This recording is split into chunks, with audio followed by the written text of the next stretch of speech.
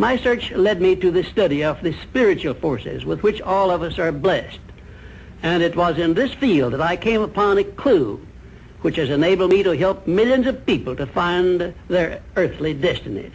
I want to describe my discovery in the simplest terms possible, because it will reveal to you why it is true that whatever the mind can conceive and believe, the mind can achieve, regardless of how many times you may have failed in the past or how lofty your aims and hopes may be. I caught my first fleeting glimpse of the profound law which provides the means by which we may choose our own purpose in life and attain it, while I was being coached by Andrew Carnegie during the organization of the Science of Success philosophy. I had just finished telling Mr. Carnegie that I feared he had chosen the wrong person to give the world the first practical philosophy of personal success because of my youth, my lack of education, and my lack of finances. Well, at this point, Mr. Carnegie delivered a lecture that I shall never forget, because it changed my entire life and paved the way for my helping to change the lives of millions of people, some of them not yet born. Let me call your attention to a great power which is under your control, said Mr. Carnegie, a power which is greater than poverty, greater than the lack of education, greater than all of your fears and superstitions combined. It is the power to take possession of your own mind and direct it to whatever ends you may desire.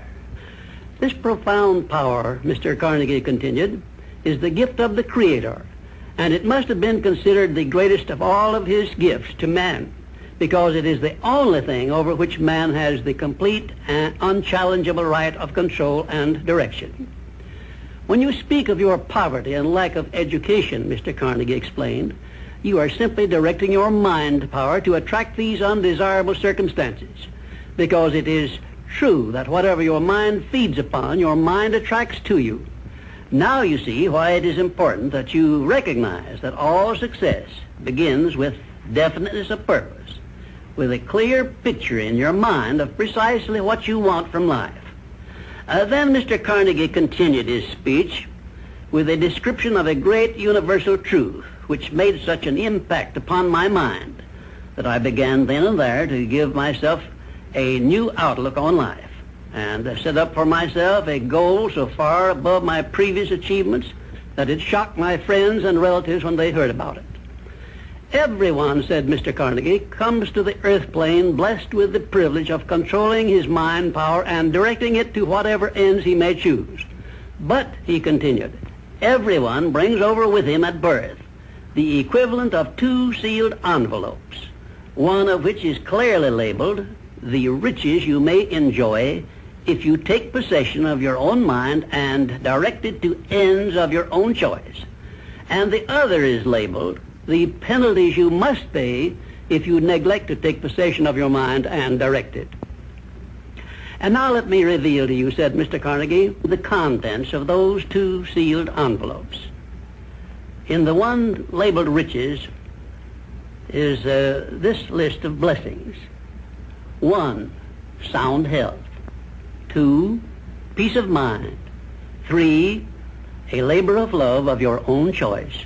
4, freedom from fear and worry. 5, a positive mental attitude. 6, material riches of your own choice and quantity. In the sealed envelope labeled penalties, Mr. Carnegie continued, is this list of the prices one must pay for neglecting to take possession of his own mind. 1, ill health. 2, fear and worry. 3, indecision and doubt. 4, frustration and discouragement throughout life. 5, poverty and want. 6, and a whole flock of evils consisting of envy, greed, jealousy, anger, hatred, and superstition. Now, my mission in life is to help you and everyone who needs my help to open up and use the contents of the sealed envelope labeled riches. And the starting point from which you must take off if you wish to write your own ticket from here on out for the remainder of your life, I will describe for you in these simple instructions. 1, procure a neat pocket-sized a notebook, or something on the order of this one here, loose leaf affair. And on page 1, write down a clear description of your major desire in life, the one circumstance or position or thing which you will be willing to accept as your idea of success. And remember before you begin writing that your only limitations are those which you set up in your own mind or permit others to set up for you.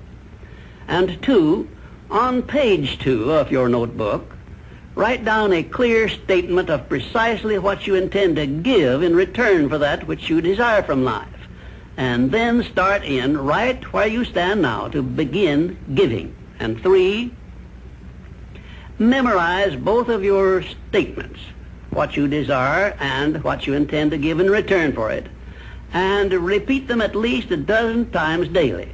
And always end your statements with this expression of gratitude for the blessings with which you were gifted at birth.